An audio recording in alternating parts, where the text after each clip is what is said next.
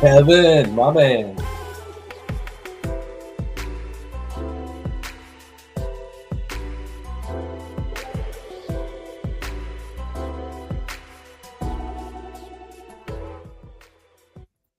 What is going on, everybody? I am Rob Westerman III of GBP Daily, and thank you for tuning in to the Rob Westerman Show. You can find me all over social media at GBP Daily, and if you are not already, I would really appreciate it if you could subscribe to the YouTube channel. The link to the channel is in the bios of every social media page that I've got: Facebook, Twitter, Instagram, Threads, TikTok, Twitter, everything. I might have already said it, but please subscribe to the YouTube channel. I would greatly appreciate it. It is Saturday, November 2nd. Cannot believe we are already in November. Hope you guys had a good Halloween, a good October. The year 2024 is winding down, and we are just a little over 24 hours away from Packers-Lions, Lambeau Field. It's going to be an absolute battle. Lions are sitting at 6-1. They've lost one game. That came way back in September 15th against the Buccaneers of all teams. Week 2, they have not lost in 5-6 weeks. They had a bye week just sitting in there. So I think they're due for a loss tomorrow when they touch down in Green Bay. If you have not seen the news as far as tomorrow's game, Jordan Love is expected to start tomorrow. Aaron is in the chat. Any opinion on Jordan starting? I think anytime you've got your starting quarterback being able to give it a go, that's a good thing, right? I've seen a lot of discourse over whether he should play or not, and frankly, yeah, that's kind of where I stand. If he's able to go, let's go. Every single win matters, as you guys know, in this league, and home division games are the most important games in the regular season, year in and year out. We've already dropped our first and only home division game against the Vikings. Hopefully we can grab one tomorrow against the Lions, who I think are the best team in the NFL. Mr. Hardhat, not a good thing, and Jordan starting. Let me know why, man. I'm in the thought process of, hey, if the team thinks he can play and he's good to go, then who am I to argue with the team? You know, that's kind of where I sit. So, Kevin, John, Evan out. Who's the next runners? We'll get to that in a moment. But yes, Jair is questionable, not declared out quite yet, but the chances of him playing, I think, are pretty slim. Evan Williams has been deemed out, which is a big loss. We got a beat up team. It's not looking too bright as of right now, but hopefully tomorrow we can sneak out a win. Matt LaFleur, in my opinion, plays his best games or calls his best games during these situations. So hopefully he can have another one of those tomorrow. Mr. Hardhats, is 85% Jordan better than 100% Malik Willis? I think so. But that's for everybody else to decide. Everybody has their own opinion on the whole situation. Do I think Malik Willis has been playing great? Absolutely. If he were to be suiting up tomorrow, would I still pick the Packers to win? Absolutely. Come on now. What else we got? As you guys know, the Nicolet Law hotline is live and ready to roll. You got a Packers question, you got a Packers comment, give me a call on the Nicolet Law hotline. Number is on the screen, 319-242-2332. Give me a call. Let me know what you're thinking. Let's chat some Packers. Aaron, if our leader can play, why can't Jair? It's too much with Ja already. Every important game, he's out. Yeah, Jair's missed, I think, over the last 50-some games, just about half, which that's not good. That is not good. Jair has been injured just as much as he's been healthy, and, yeah, that's a concern for sure. So, unfortunately, yeah, Jair's been hit with a lot of injuries. He was hit with a suspension last year for a game. And, yeah, we'll see if he's able to give it a go tomorrow. Welcome to the Rob Westerman Show. You're talking to Rob. Who am I talking to? Where are you calling from? This is Sam from Madison, Wisconsin. Sam, what's going on, man? You got a Packers comment. You got a Packers question. What's on your mind? Yeah, I just want to know. I know Quay's activated for tomorrow, I believe. I think Eric Wilson has stepped up great since he's been out. So I'm just kind of trying to pick your brain about how they're still going to incorporate him. I know Quay's a good run stopper, but I think we need a lot of coverage from our linebackers tomorrow. So how do you think that's going to look? Yeah, what immediately comes to mind as far as like the linebacker conversation is, I'm sure similar to you, is Edgerrin Cooper. He's been the guy the last few weeks, and regardless of whoever's out there, I think Edgerrin Cooper should be next to him. I'm not sure how you're feeling as far as his play so far this year, but I think he's proved to probably be the best playmaker at the linebacker spot. What do you think? Oh, absolutely. Yeah. That NFC Defensive Player of the Week was well earned. Yep. I think that was such a steal by LaFleur. Yeah, he needs to be on the field at all times. Absolutely, man. Yeah, he's been all over. Some sacks. He was in coverage against Christian Kirk down the field. That was a massive play. His snap count's been going up week in and week out. Hopefully this weekend he can be out there the majority. But, yeah, man, that's kind of where I'm sitting. Whoever's out there, I need Edgerrin Cooper to be next to him. Yeah. I'm just interested to see how we slow down this offense. It'll be a real test. But that was my question, so I appreciate it. Absolutely, man. Before you go, you got a prediction for tomorrow's game. Who wins? What's the final score? I'm going 35-21 Pack. Let's go, Sam. All right, man. I appreciate you calling in. Have a good one. Go back, go. You too. Go back, go. My man Sam calling in from Madison. 35-20 Packers win. I absolutely love it. What else we got? Phil. Love the early consistent success of McManus. Thoughts on Anders Carlson and Greg Joseph also having great weeks. Phil, we don't need to be talking about Anders Carlson and Greg Joseph anymore. I kid. Yeah, it's weird, right? Anders Carlson leaves the Packers and he's nailing 50-plus yarders left and right. Greg Joseph leaves or gets shipped off, and he's doing pretty well for the Giants. Yeah, you know what? Best of luck to them moving forward. And as long as Brandon McManus keeps going the way he goes, I probably won't be thinking too much about Greg Joseph and Anders. So hopefully that continues to be the course. And, yeah, hopefully Brandon McManus can keep it rolling for us. He's done great so far. 2 weeks, 2-game winners. He's hitting his extra points. I'm loving what I'm seeing from McManus, that's for sure. Mr. Hardats, I'd love to see the Packers do some trick plays. I'd like to see little trick plays too. I know the Lions are well scripted with their own trick plays. We don't see very many from our side. I think I'd like to see a couple tomorrow, maybe like a fake punt or something. I don't know. If the opportunity presents itself, I hope we can see one.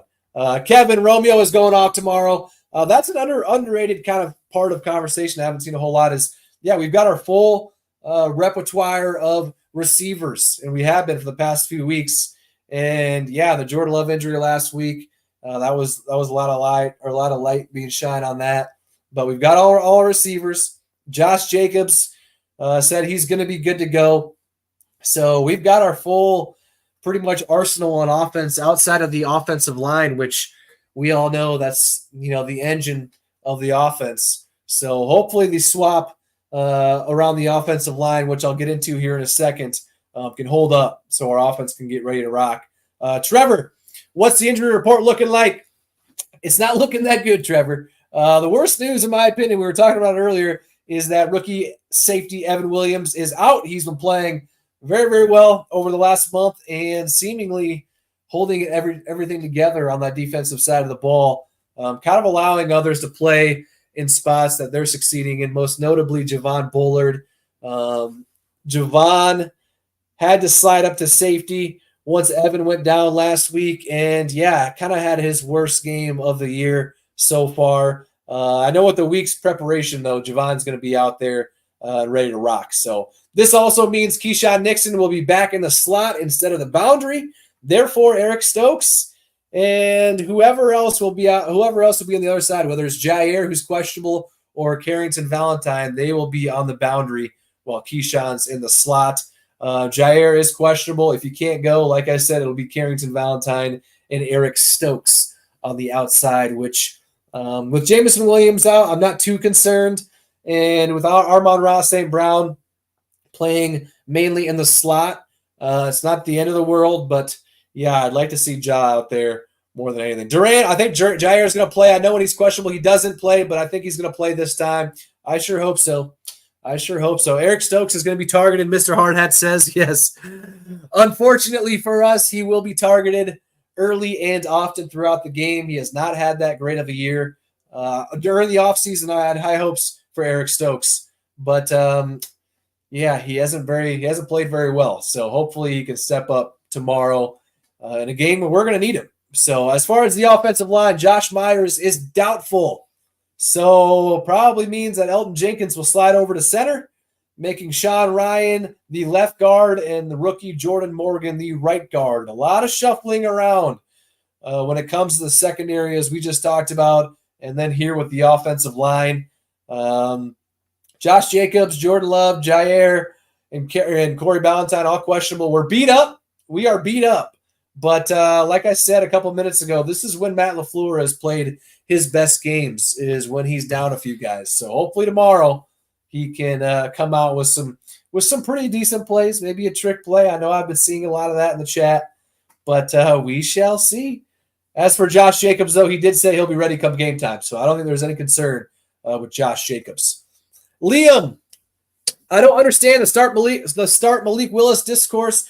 Liam, I actually do understand where people are coming from. Malik's been playing very well whenever he's out there.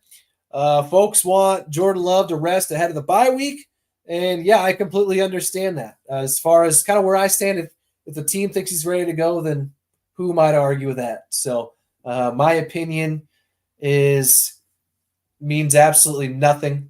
The team thinks he's ready to go, and I'm ready for it. Let's get it. What else we got, Tyler? Predictions for the game tomorrow. Well, Tyler, my man Sam from Madison called in earlier and said 35-20 Packers. That would be an absolute beatdown over one of the best teams in the league when we are shorthanded. That would be quite the win, and a bold prediction by my man Sam.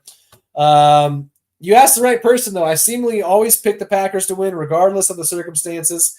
Before the injury report yesterday, I posted that the Packers are going to win 31-29.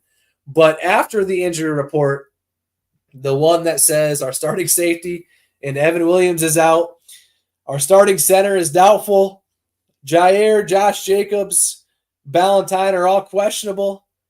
Packers 31, Lions 29. It's just time that the Lions get a taste of defeat, a taste they haven't had since the middle of September, which is crazy. So give me Packers 31, Lions 29. I absolutely love it. Kevin over on Facebook, my man, chiming in. Love is in for a big day tomorrow. Packers 31, Lions 27. I feel like that's kind of where the majority of folks are at. 31-29 was mine. 35-20 was Sam's. And, yeah, I think we've got to for sure score 30-plus tomorrow to give ourselves a decent shot to win this game. Lions have scored. They scored 52 last weekend against the Titans. They scored 47 against the Cowboys a couple weeks back. And they scored 41. Can't remember who they were playing, but, yeah, they won that game. I think it was the Seahawks. So, yeah, they can put up points easily. So, all right, let's get the fact of the day rolling, shall we? It is a good one. You guys are going to love it. It's time for your Green Bay Packers fact of the day, brought to you by TickPick. TickPick guarantees to have the lowest prices on Packers tickets. If you find cheaper tickets elsewhere, TickPick will give you 110% of your money back.